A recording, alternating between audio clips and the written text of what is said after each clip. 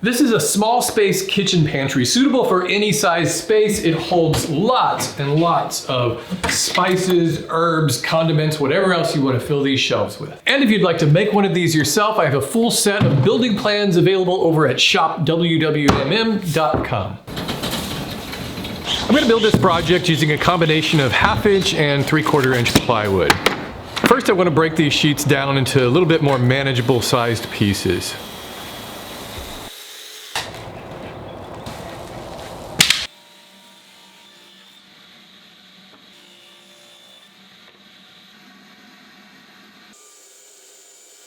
So these two pieces are going to end up being 4 pieces once I split them down the middle. These are going to be the sides of the doors, but what I need to do first is cut some dados or grooves across them to hold the shelves. I'll install a stack of dado blades into my table saw to make those cuts. If you're making this, obviously you can adjust this to suit whatever size things that you want to put on those shelves, but these are the distances apart that have worked out well for me for a number of years. Also, I decided to make fixed shelves this time in the doors rather than the adjustable shelves, because for years it's kind of been a pain. Whenever I would open those doors too quickly, the shelves would slide out. So, and I never adjusted them once they were in there. So I'm sticking with these fixed shelves. And just a reminder that it is safe to use the miter gauge in combination with the rip fence when making grooves or dados. Don't do this if you're making a cross cut where that cutoff piece could get pinched between the rip fence and the blade and cause kickback throwing it back at you.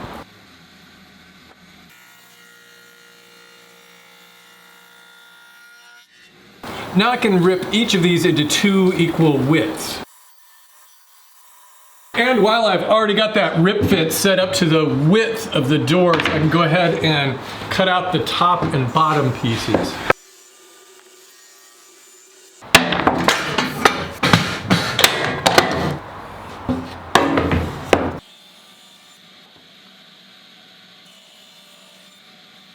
I'm keeping it really simple to make these doors. All I'm doing is attaching the top and the bottom with screws. No fancy joinery or anything. The strength on these is going to come from the back. So the only important thing here is to make sure that the corners are flush. It's really more of a tactile thing than a visual thing. I just kind of feel that with my thumb and make sure that it all meshes together. And it's really important to drive pilot holes into the edge of this plywood so that it doesn't split. And I'll also countersink that hole.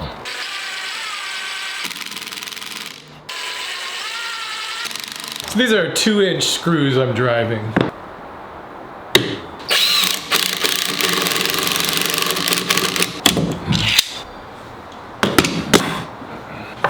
Two doors.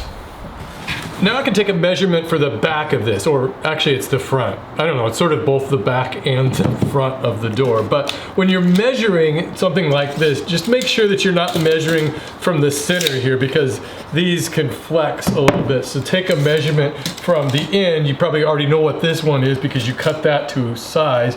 And then take a measurement this way also from one end to the other, not in the middle.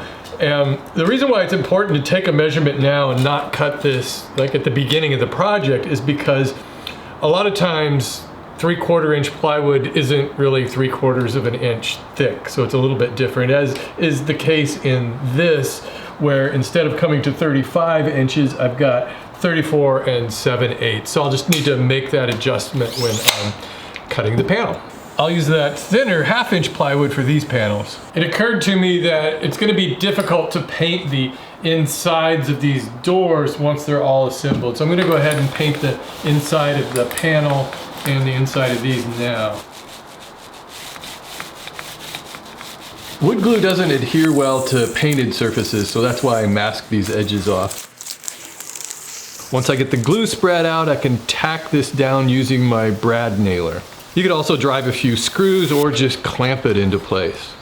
So what I'm doing here is I'm trying to tack down the 4 corners first so that I know that those are square. And then what I can do is, I think like on these middle pieces here, I'm just gonna have to pull them out a little bit because they're flexing.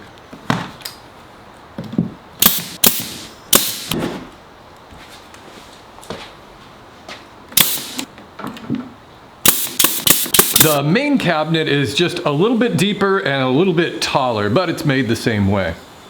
One thing to point out is that I've made the width of the main cabinet 1/8 of an inch wider than double the doors. In other words, the doors are each 12 inches, but I wanted the cabinet back to be 24 1/8 inch. That should just accommodate the swing of the doors and leave a little bit of a gap between them.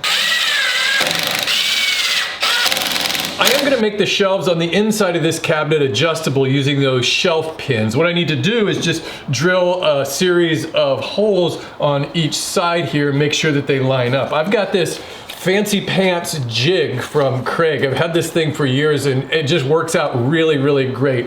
If you don't have one of these things and you do want to use shelf pins and drill those holes, one option you can do is get a piece of pegboard and then clamp that and just use those holes. It works just as well. So the way this works is it's got a cleat along one side here, and then that'll just grab the edge of the cabinet, and then I just clamp this down like that. Then it comes with this special drill bit that's got this collar on it that'll stop it from going all the way through. So what I'm going to do is, I don't need the holes to go all the way to the bottom. I'll start the first shelf probably about here.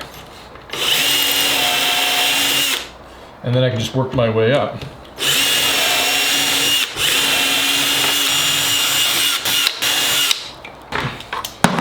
So now what I can do is just raise this up, and it comes with this little pin here that I can put in that hole there and then stick that in place. And then just continue all the way up. Now I just flip this around and do the other side. So that just makes this process a lot easier and a lot more accurate. There's nothing worse than having a shelf that like one of the pins is a little off and you get that wobble.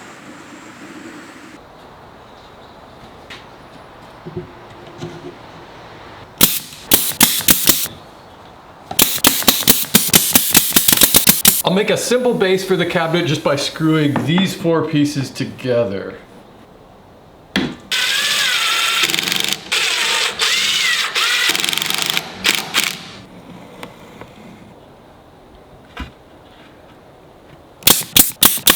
I think it's going to look nice if I use some solid cherry lumber for the trim around the base and the top. So what I need to do is just rip this board down to this height of the base. So I'll just move my rip fence over like that.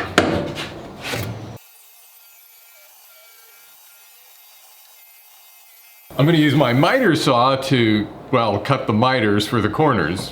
Imagine that. And I'll just glue these trim pieces onto the base.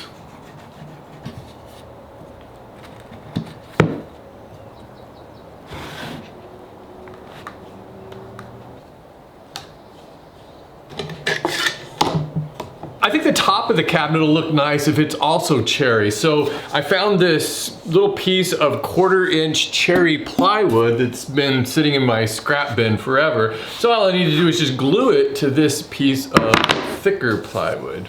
The important thing about gluing up a lamination like this is just to make sure that you've got glue spread completely over the entire surface.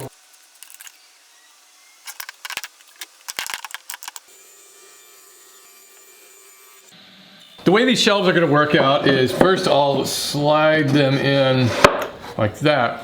And then I've made these cleats. These are like 3/4 inch cleats that I can glue onto the front there just to help prevent things from sliding out when I open the doors. I think this will be easiest to do just by sliding this into a slot and then gluing this on. That'll just help me center it between the 2 sides here.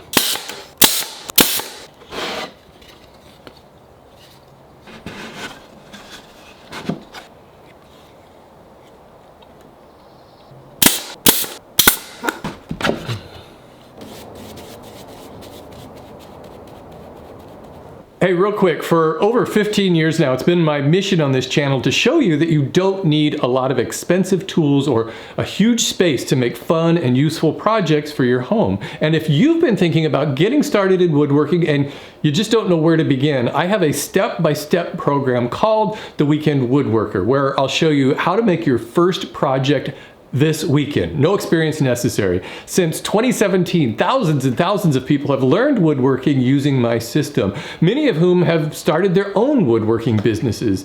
The Weekend Woodworker is the world's #1 online course for learning woodworking. To get started, I want you to head over to mytoollist.com and download my free guide to getting all the tools you'll need to get started for under $1,000. Hope to see you guys over there. Okay, so this is going to be the most difficult part of the project, getting these doors on. I've got these piano hinges. These are also called continuous hinges if you're looking for them on Amazon or whatever. And they need to go on that inside along here and along here. And I want these doors to be raised up. This is the bottom of the cabinet down here. I want them to be raised up about 1/8 of an inch so that they swing open freely. So they need to go this way.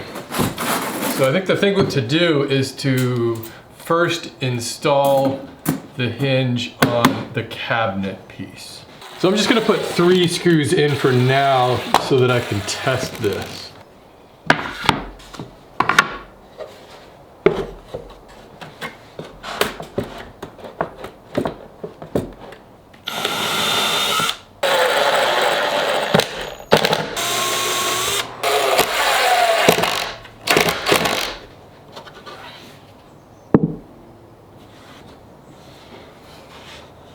Also, I've got this kind of a drill bit. I think it's called like a center finding bit or something like that. It's for hinges, but it's got this little round part here that pulls back so that it centers into that hole. Makes drilling these a lot easier and more accurate.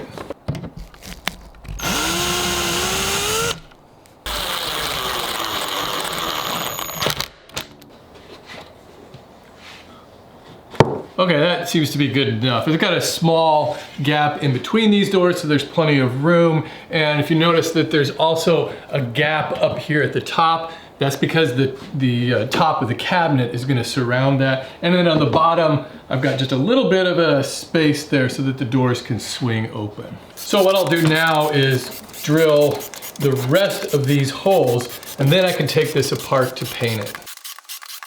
I guess I can put these shelves in now too. They really don't need much glue, just a dab is going to hold these in place. Here I'm cutting a real shallow reveal on all of these trim pieces to kind of visually separate them from the plywood top.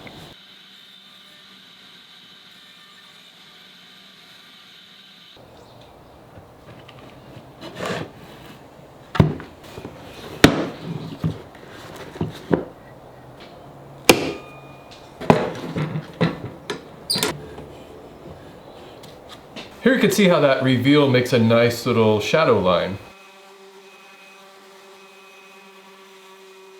I'm gonna use my router to make a decorative chamfer around the top and around the base.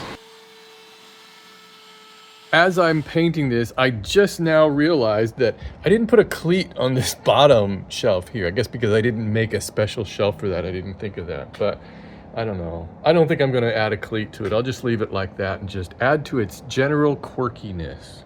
I'll finish the cherry wood parts with spray lacquer.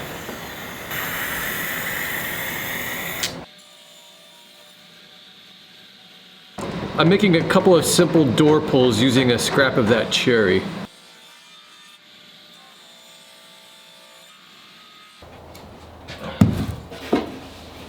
All right, now to try to see if I can assemble this thing. I think I'll start by putting the doors on.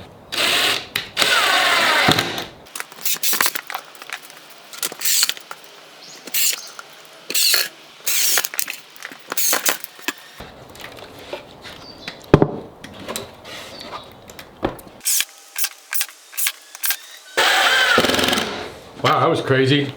Those hinges came with the exact number of screws. Usually they give you 1 or 2. assuming that you're gonna just drop one on the floor and never find it again.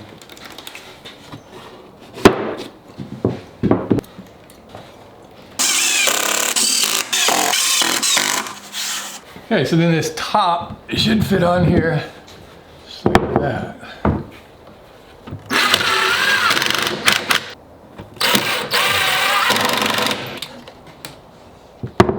I'll use a magnetic latch for the doors. Now I can attach these door pulls. I want them to go right about here. You could put them that way, you could put them this way, however you want, or you could just get some store-bought pulls and screw them in. I'm gonna glue these on, so I've scraped away a little bit of the paint where they're gonna go, and then I can use this to line them up.